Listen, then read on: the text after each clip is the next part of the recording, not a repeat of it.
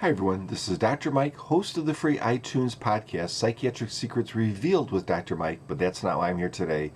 This is another Saving Savvy episode, and this is another camera review episode, another belated review, because we're going to be talking about the Sony A3000.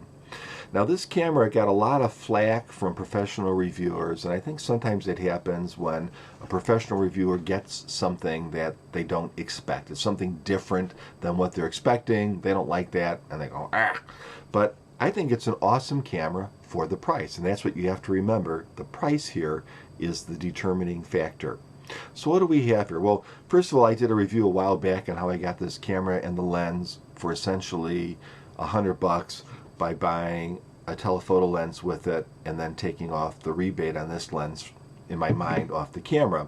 But you can still go to places like Amazon and buy a kit that includes the camera, this standard lens, and the telephoto lens for under $500.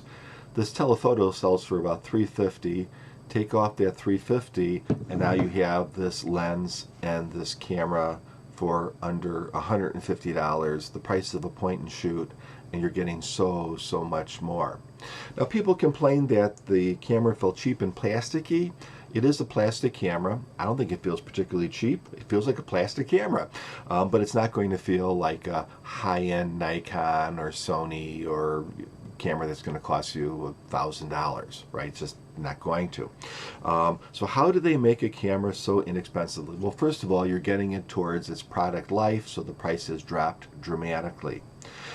What they didn't do is they didn't cheapen on the guts, or they didn't make the guts cheap. So you have a 20 megapixel APS-C, so that's a large sensor like you'd find in most DSLRs, sensor, and the internal electronics are all high quality too.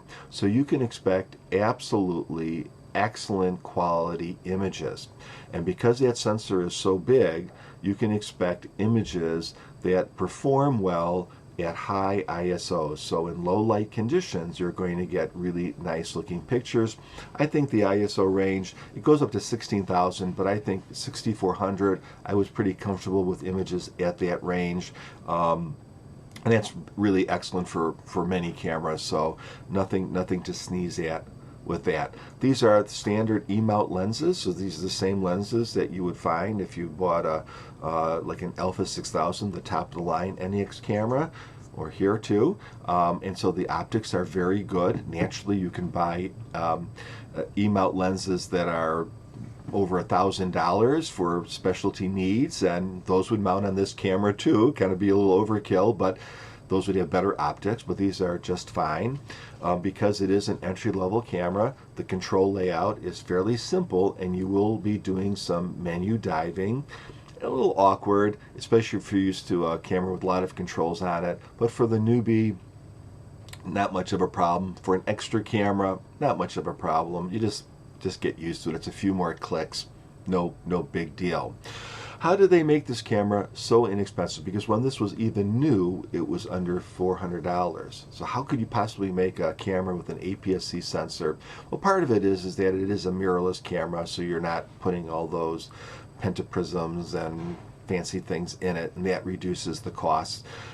They also gave you a fixed display here, and this is a fairly low resolution display of over 200,000 dots. They nicely also gave you an EVF, but here again, this is a relatively low resolution, over 200,000. Did I say 200? 200,000 dots here, plus like 240,000, 200 and some thousand dot display up here. That will give you a more grainy image, but it's perfectly usable. It's just not going to be tack sharp like what you would see on a higher end camera. In fact, I've taken thousands upon thousands of images with a Nikon D3000. It also has a 200,000 plus display. I had no problems until I started looking at higher end cameras, right? I thought, oh, this display doesn't look so good, but honestly, it's fine for non-professionals.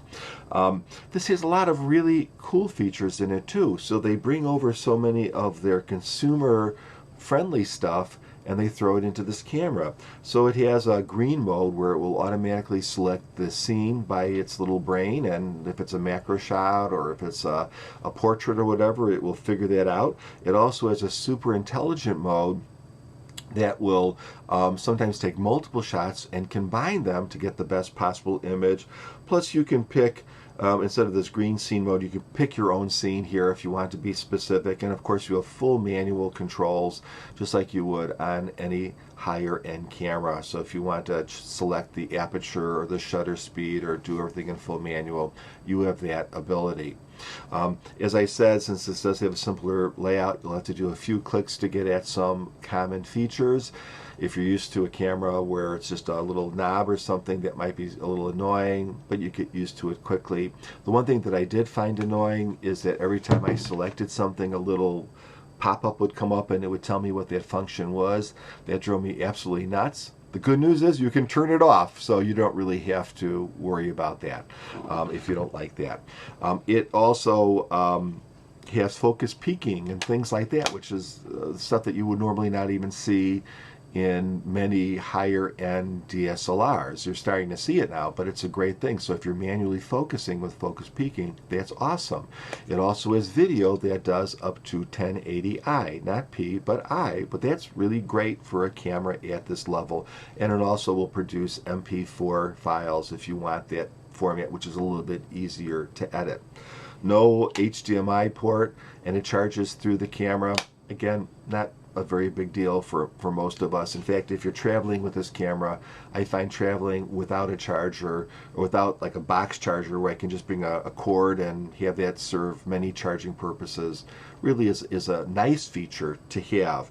So again, I normally would have a lot of pictures to show you. I didn't. I just wanted to get this review up because I've been delaying so long on it. But I can tell you the picture quality really is excellent. It's exactly what you would expect from an APS-C sensor. Again, ISO performance is excellent. That's really where you're going to get your money's worth. Dynamic range I think is very good, and it even has things like a built-in HDR mode, so it will take a series of pictures and combine them together automatically for you in the camera if you're dealing with a situation where you have really bright brights and dark dark. So here's an example. So look there. Okay, so everything's reversed when you do a camera, but look at that window there. See how that's blown out?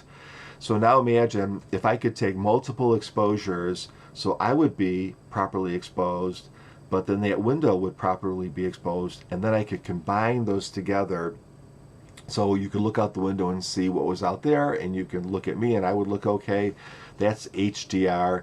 This camera, of course, can take a sequence of shots, and you can do that in software, but can also do it in camera, as well as things like a panorama and all sorts of other stuff. So I think at the price point, excellent camera for the family, excellent camera for a budding photographer, for a person who says, you know, I really want to get into photography, but I don't want to spend a lot of money. Excellent second camera, or even a camera that maybe you'd want to take someplace where you wouldn't want to take your super expensive DSLR, because you've got the guts of a DSLR in here. So with that, I'd say recommended, especially at this price point. I mean, I paid $100. You get it for $150 if you buy it with the lens. Don't forget, if you ever want to upgrade to another NEX camera, these lenses are compatible. Then you have an extra body, and you have all the super duper features of that next generation next camera. How can you lose, right? So if you get some time, please give my podcast a listen. It's called Psychiatric Secrets Revealed with Dr. Mike. It's on iTunes and other podcatching sites. Please, please, please subscribe and click that like button. That makes me happy. Want to make me happy? Do that. And I also would say today's cup, you can't really see the print on it. This is from our local children's museum that one of my kids got for volunteering. So this is just a plug to, if you have kids, get them to volunteer. There are a million different places where they can do it. In our community, there are a million. I'm sure there are a million in yours too. And get them to volunteer a little bit and give of themselves, so we have a generation of kids that start to care about each other and not just what have you done for me lately. Take care, everyone. Have a great day. And right now it's fall, so I don't know where you live, but fall weather in Chicago means we're starting to get cold. So I need to keep warm. You keep whatever you need to do. Take care.